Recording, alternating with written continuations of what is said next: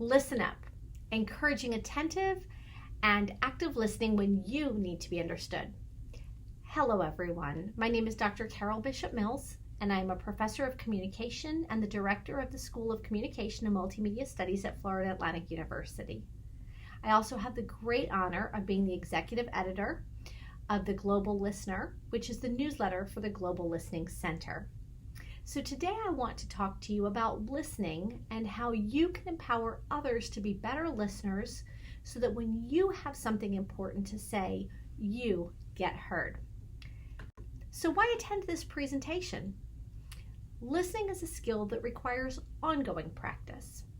And as leaders, educators, and friends, we have a responsibility to help coach listening and help others listen better.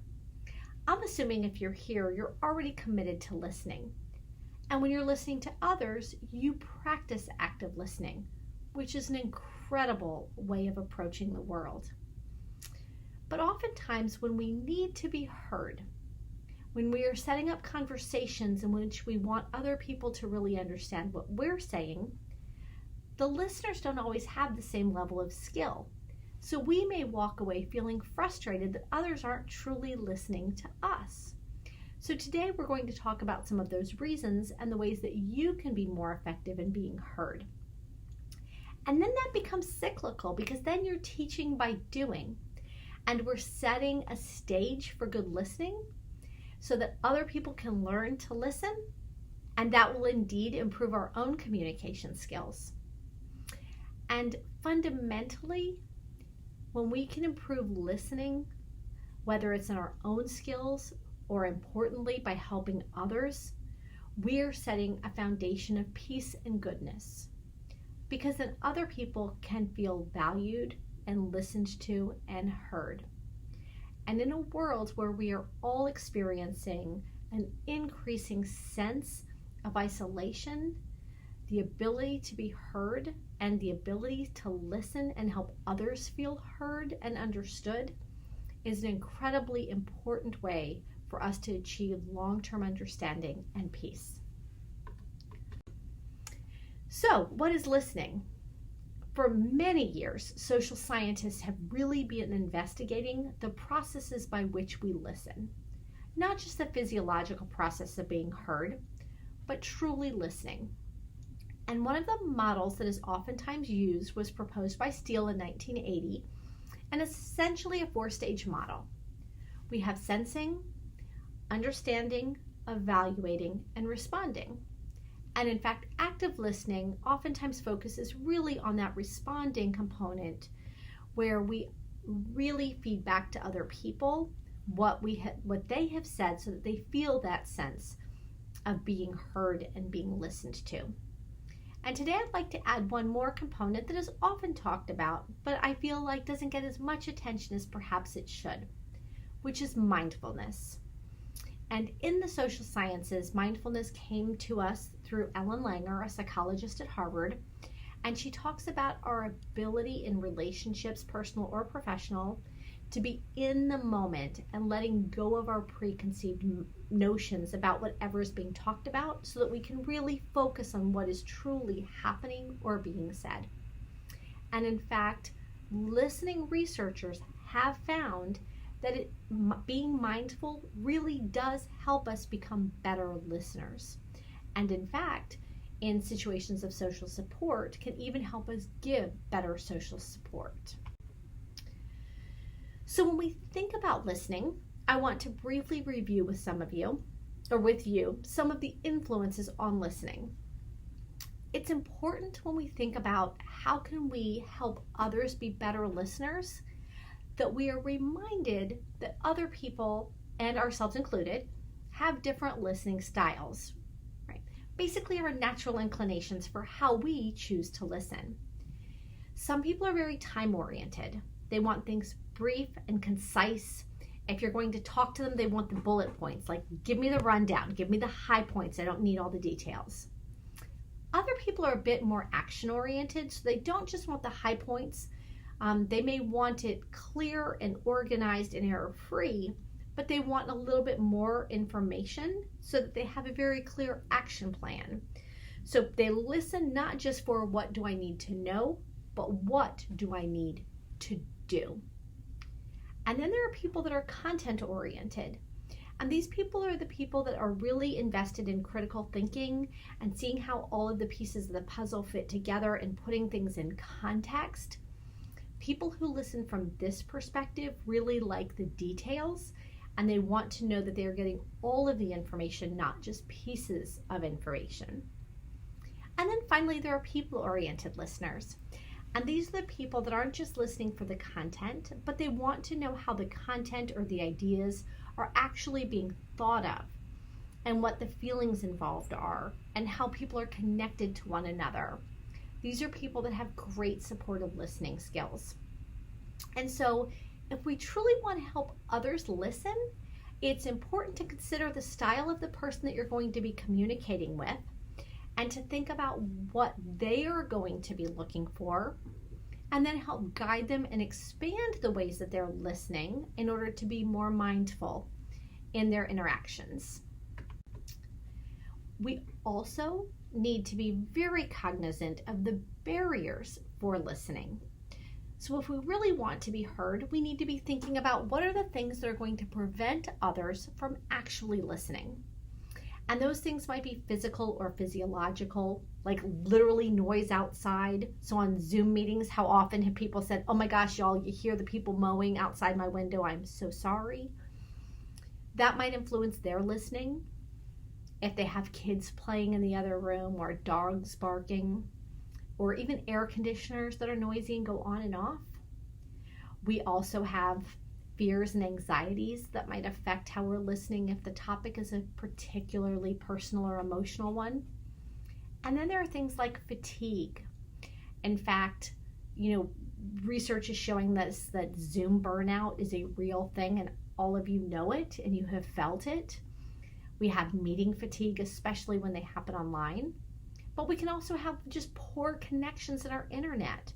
I have one colleague who always has to turn his video off, because if he doesn't turn his video off, the bandwidth itself just gets incredibly overtaxed, and then he can't even hear properly, right? And then there are just people dealing with boredom, preoccupation, or maybe they're even prejudging what they think you're going to say, so they don't actually hear what you are going to say. Sometimes we have conflicting objectives. I might run a meeting because I'm trying to build a team and get people to feel invested in where we're going. And other people, based on their listening styles that we just talked about, really just want to get things done. And quite frankly, some people just never developed good listening habits. Just like some people are much better readers than others, some people are much better listeners. So we might be in a situation where we have to coach those listening habits.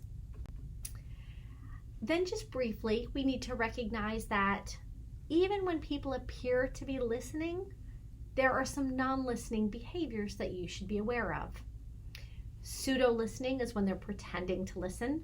And this one has been super easy on Zoom. People look like they're nodding and listening. Sometimes kids in high school got busted because they figured out quickly that they could put themselves on a loop. And it would look like they were in class, but they were off doing something else. Sometimes people would rather focus the attention on themselves rather than listen to what's going on. The one I'm most guilty of generally is selective listening, which is screening out parts of the message that I don't think are relevant to me, or that I don't think are going to be interesting. But then in fact, oftentimes they are, and then I'm desperately trying to figure out what I've missed. Then there's also defensive listening, and this one's really important to keep in mind. If people perceive that they're being attacked, or that there are going to be hostile undertones, even if you don't intend them, it will keep them from adequately and effectively truly listening. And sometimes if they feel defensive, they might engage in ambush listening. And this is where instead of listening for content, they're trying to figure out how they can attack the speaker as soon as the speaker makes a mistake. And we see this one all the time if you just look at any political discourse. And then there's oftentimes literal listening, which is where people are listening only for the content and ignoring the larger picture of what's being said. And so this might be somebody who says, I did everything you told me to do, but really they weren't listening to the larger picture of what you were asking. So this leads me to ask the question, how do we get others to listen? How do we get others to truly pay attention and understand? The most important thing we need to do is know our own goals. If we're calling a meeting or having a conversation, even if it's just interacting with someone we love, if we want them to listen, we really need to know why. What are our goals? Do we just want action, right? We want them to keep the kitchen clean. We want them to turn in their reports on time. We want them to show up to work on time. We want them to be more romantic, right? We want an action. Or is it that we want them to really understand the larger picture and what's going on? We want them to understand that we're not feeling valued. Or we want them to understand that the company is going through some significant changes and that everybody needs to be on their toes and alert and flexible. Or do we want support? Are we telling them about a problem not because we want them to fix it, but that we want them to empathize with us? Or are we in a situation where we're asking them to compete with us? We're asking them to contradict us because we need more creative juices, right? We want competing opinions before we commit to something where we might make a mistake.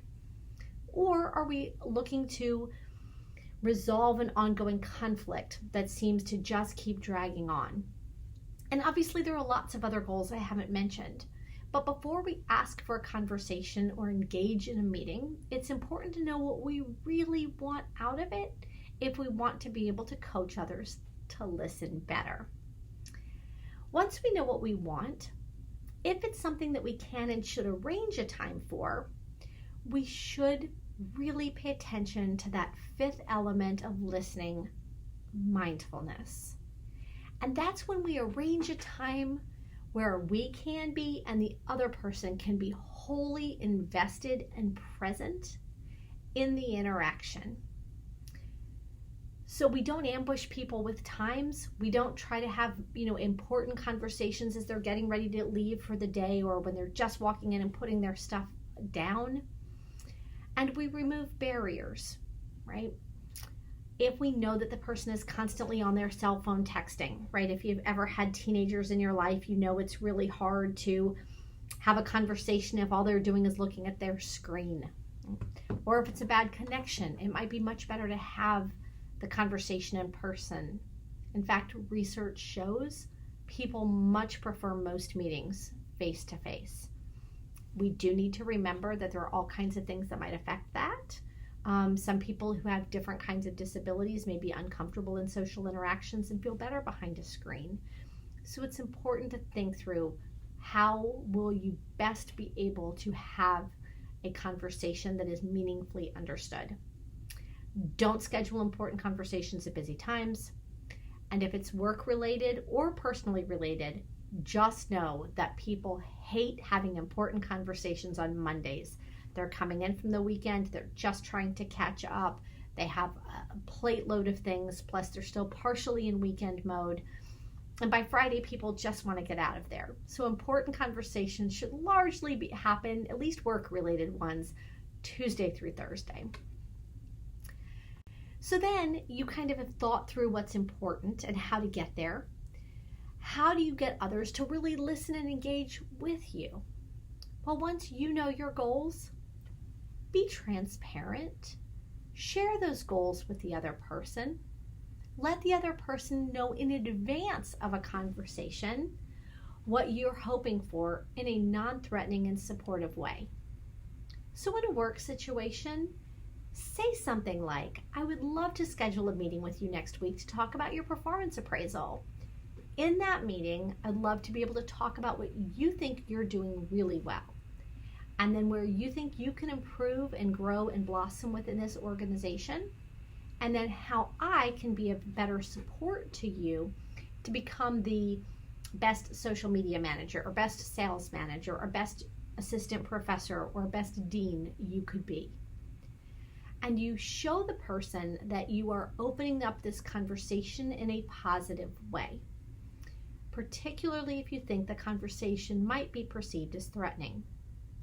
By doing this, you're allowing the other person to think and process in advance so that when they come into the conversation, they can be more mindful and present rather than thinking about all of the things they wish they should have or could have prepared for.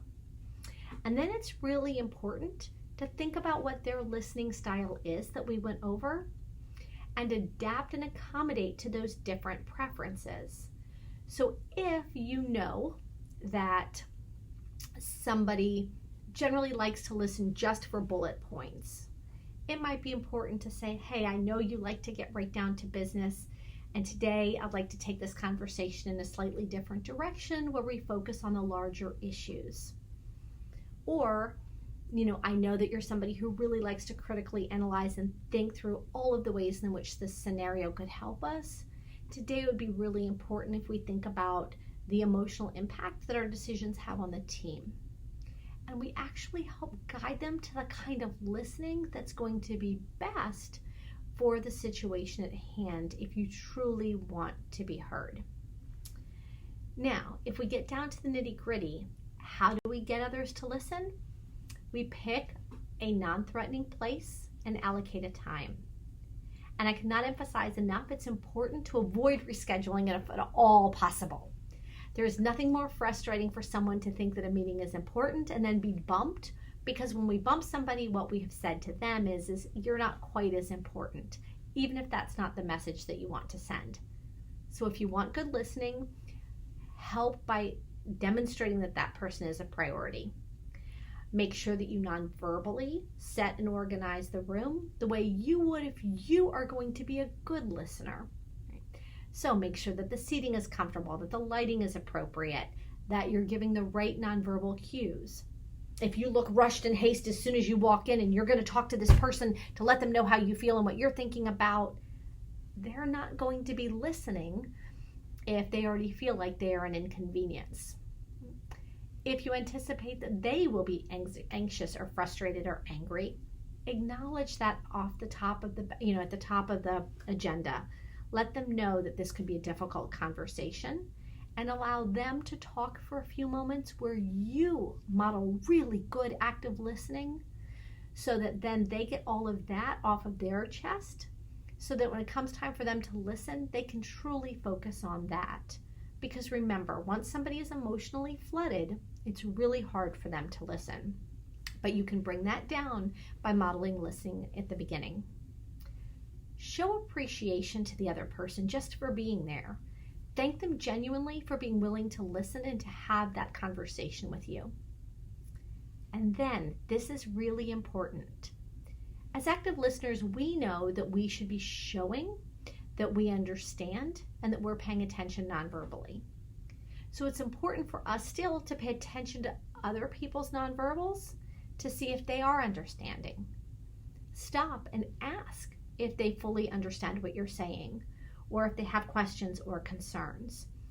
Even if it's something like, I know I'm throwing a lot out at you. So far, what do you think the most important things I'm asking for are? Check that understanding. And when you do that, make sure that it's what you want heard. And if it's not, you can then say, hey, I'm really thrilled that you've paid attention to the fact that we need to increase our social media presence and decrease our budget. But the other important piece of this is, and then repeat it. And then later, you can make sure that that piece has been processed. Then make sure that you come up with a game plan to revisit. If you really want to make sure people are listening, don't think of meetings as a one and done. Think about them as ongoing conversations, which also means that meetings sometimes can be a little shorter, right? You don't have to accomplish everything in just one meeting. So as we wrap up here today, what I'd like to say is being heard really is being listened to, but oftentimes, even though we think about it, is a responsibility of the listener. As a good listener ourselves, we can help coach and set up situations where other people can be more effective listeners themselves. So just as we started out with, as leaders, friends, and managers, we can help others listen better, because listening is a skill that we can cultivate by setting up situations where people can be successful in listening, by modeling behavior, and then they can start to do these things themselves. And just by practicing them, it reminds us to be better listeners as well. Thank you all so much for joining me, and if you have any questions, please don't hesitate to reach out to me.